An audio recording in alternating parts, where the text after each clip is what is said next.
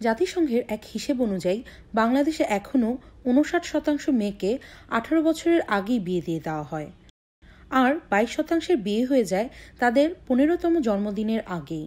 জন্মের পর থেকেই মেয়ে হিসেবে সম্মুখীন হতে হয় নানা বৈষম্যের।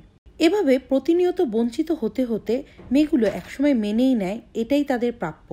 এভাবে তারা হারিয়ে ফেলে এগিয়ে যাওয়ার স্বপ্ন।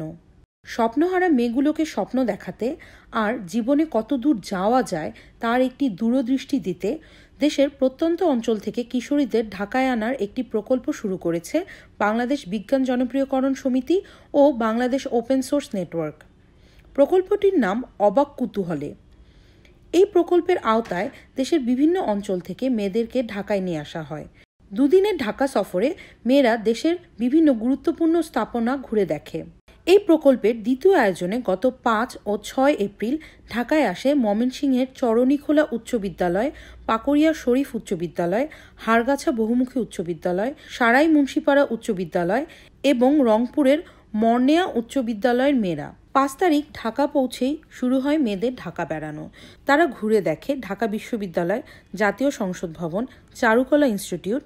এরপর তারা যায় নাগরিক টিভি এবং তথ্য প্রযুক্তি বিষয়ক প্রতিষ্ঠান কাজী আইটি দেখতে। এই অবাক কুতূহলের মূল পৃষ্ঠপোষক কাজী আইটি।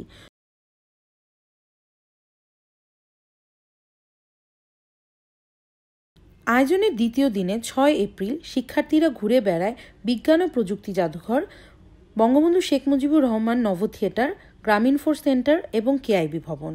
কেআইবি ভবনে মেয়েদের দেখা হয় বাংলাদেশ ওপেন সোর্স নেটওয়ার্কের সাধারণ সম্পাদক মুনির হাসানের সঙ্গে। কয়েকটা জিনিস মানতে হবে। একটা হচ্ছে প্রতিদিন মাকে ভালোবাসতে হবে, ঠিক আছে? প্রতিদিন মাকে জড়ায় ধরতে হবে, ঠিক আছে? বাবা বাসায় আসলে বাবাকে জিজ্ঞেস করতে হবে, পানি আগায় দিতে হবে, ঠিক আছে? এই দুইটা কাজ করতে হবে। তুমি যাই করো, পরীক্ষা টরীক্ষা সব, হ্যাঁ। 2 নম্বর হচ্ছে নিয়ম মতো পড়াশোনা করতে হবে। তারপরে সপ্তাহে একদিন একবেলা কোনো পড়ালেখা করা যাবে, সেটা শুক্রবার রাত্রে হইতে পারে, বৃহস্পতিবার বিকাল হইতে পারে। ওই দিন কোনো পড়ালেখা নেই। ওই দিন ঘুরে বেড়াবা, টোটো করবা, এটা করবা, সেটা করবা, সবসময় পড়ালেখা করার দরকার নেই। জীবনটা অনেক সুন্দর। একটা সূর্য যখন অস্ত যায় সেটা দেখতে। এর আগে ফেব্রুয়ারিতে পাবনা ও শরীয়তপুর জেলার 2টি স্কুলের 73 জন ছাত্রী অবাক কুতূহলের প্রথম পর্বে ঢাকা বেরিয়ে যায়।